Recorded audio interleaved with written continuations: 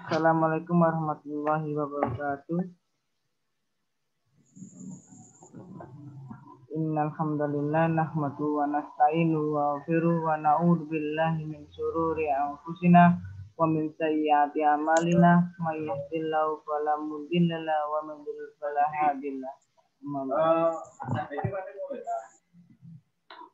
Saya dari mahasiswa Universitas Muhammadiyah Sidoarjo yang akan sedikit menerangkan tentang fikih ibadah dan bertema tentang toharoh, wudu, tayamum, mandi wajib. Sebelumnya saya akan memperkenalkan diri. Nama saya Fatwan Nur Askab Islauddin, semester 3 kelompok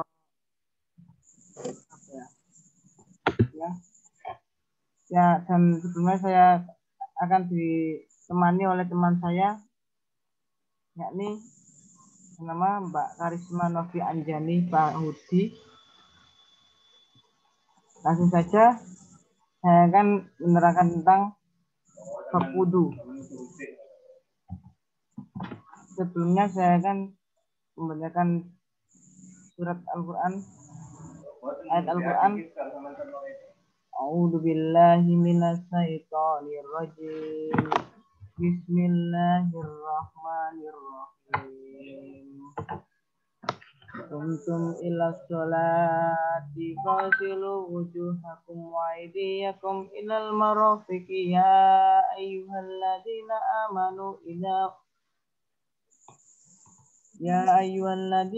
amanu idza wamsahu bi ru'usikum wa arjulakum ilal ka'bayn wa in kuntum junuban fatahharu wa in kuntum marda aw ala safarin aw jaa ahadun minkum minal ghaiti aw lamastumun nisaa falam tajidu ma'an fatayammamu sa'idan thayyiban famsahu biwujuhikum wa aydiyakum minhu ma yuridu wa liyaj'ala 'alaikum min harajin walakin yuridu liyutahhirakum wa yutimma ni'matahu 'alaikum la'allakum tashkurun. Dan artinya, wahai orang-orang yang beriman, apabila kamu hendak melaksanakan sholat, maka basuhlah wajahmu dan tanganmu sampai ke siku, dan sapulah kepalamu, dan basuh kedua kakimu sampai kedua mata kaki. Jika kamu junub, maka mandilah, dan jika kamu sakit atau dalam perjalanan, atau kembali dari tempat buang air rakus, atau menyentuh perempuan, maka jika kamu tidak memperoleh air maka bertayamumlah dengan debu yang baik, usaplah wajahmu dan tangan dengan debu itu. Allah tidak ingin menyulitkan kamu, tapi Dia hendak membersihkan kamu dan menyempurnakan nikmat-Nya bagimu agar kamu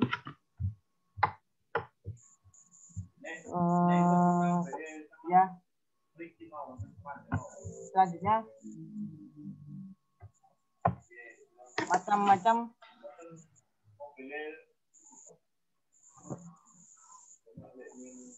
ada satu, batin membersihkan jiwa dari pengaruh dosa dan maksiat. 2, lahir yang dapat dihilangkan dengan berwudu, tayamum, mandi. Apapun taharah batin adalah taharah batin yang membersihkan jiwa dari pengaruh-pengaruh dosa dan maksiat dengan bertaubat secara benar dari semua dosa dan maksiat, dan membersihkan hati dari kotoran syirik, ragu-ragu, dengki, iri, menipu, sombong, ujub, riya, dan menginginkan keridhaan Allah dengan semua niat dan amal soleh. Adapun taharah lahir adalah taharah dari najis dan dari hadas, kotoran yang bisa dihilangkan dengan wudu, mandi, dan tayamum. Taharat najis ialah dengan menghilangkan najis dengan air yang suci dari pakaian orang yang hendak sholat atau daripada niat atau dari tempat sholat. Berwudu. Ini saya akan sedikit membaca surat suci Al-Quran. Ya ayyuhalladzina amanu idza qumtum ila sholati faghsilu wujuhakum wa aydiyakum ilal ka'bain. Wahai orang-orang yang beriman, apabila kamu hendak melaksanakan sholat, maka basuhlah wajahmu dan tanganmu sampai ke siku, dan sapulah kepalamu dan basuh kedua kakimu sampai kedua mata kaki. Adapun dasar dari diperintahkannya berwudu adalah surat Al-Maidah ayat 6. Pengertian wudu menurut bahasa adalah wudu artinya bersih dan indah. Sedangkan menurut istilah adalah yang berarti menggunakan air pada anggota badan tertentu yang dimulai dengan niat guna menghilangkan hadas kecil. Wudu adalah sebuah syariat kesucian yang Allah tetapkan kepada orang muslim. Pendahuluan bagi sholat dan ibadah lainnya. Di dalamnya mengandung sebuah nikmat, sebuah hikmah bahwasanya umat Islam harus memulai ibadah dan kehidupannya dengan memerdekakan kesucian lahir dan batin. Apapun hal yang diwajibkan dalam berwudu adalah satu, niat, yaitu keinginan hati untuk mengerjakan wudu karena ingin melaksanakan perintah Allah SWT. Dua, membasuh dari kening hingga dagu. Tiga, membasuh kedua tangan hingga siku. Empat, membasuh kepala dari kening hingga tengkuk. Lima, membasuh kedua kaki hingga kedua mata kaki. 6. Berurutan dalam berwudu, yakni harus sesuai urutan dalam berwudu. 7. Muamalah artinya menjalankan aktivitas.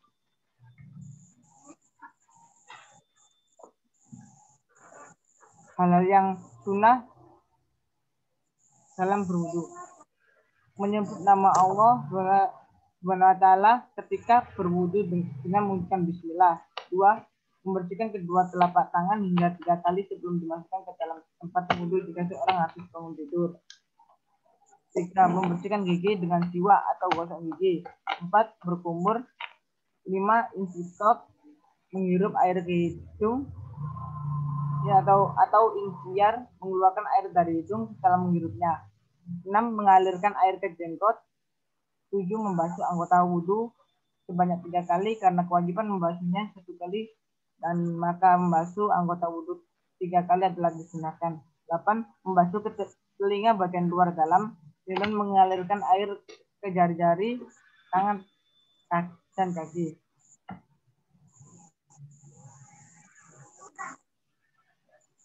Hal-hal yang dimakruhkan dalam berwudu.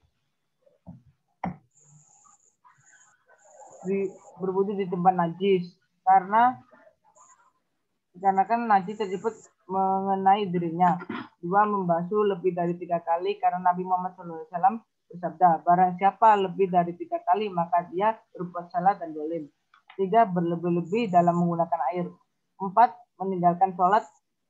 Meninggalkan salah satu sunnah wudu atau lebih karena dengan meninggalkan seseorang muslim kehilangan pahala.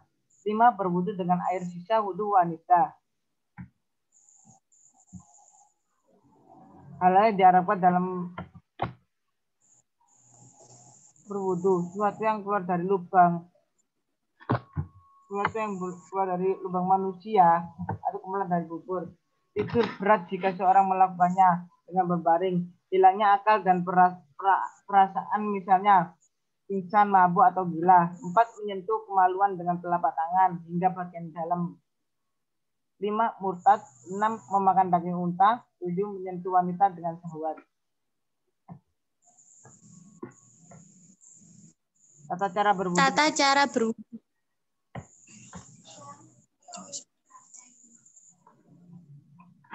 cara berwudu. Niat dalam hati, kemudian membaca bismillah 1 kali, membasuh telapak tangan 1 kali. 3. Berkumur sekaligus menghirup air lewat hidung dan mengeluarkannya 3 kali. 4. Membasuh wajah dari tempat tumbuhnya rambut sampai jenggot 3 kali. 5. Membasuh tangan kanan sampai siku, kemudian membasuh tangan kiri sampai siku 3 kali. 6. Membasuh kepala dimulai dengan kepala bagian depan, kemudian membawa kedua tangannya ke tengkuk, kemudian mengembalikannya kedua tangannya ke tempat semula. kepala bagian depan, kemudian dilanjutkan dengan mengusap kedua telinga luar dalam dengan air yang tersisa di kedua tangannya 1 kali. Membasuh kaki kanan hingga betis, kemudian dengan masukkan air ke dalam sela-sela jari, kemudian dilanjutkan kaki sebelah kiri 1 kali. Mandi janabah atau junub. Bismillahirrahmanirrahim. Wa in kuntum junuban fattahura. Jika kamu junub, maka mandilah. Surat Al-Maidah ayat 6.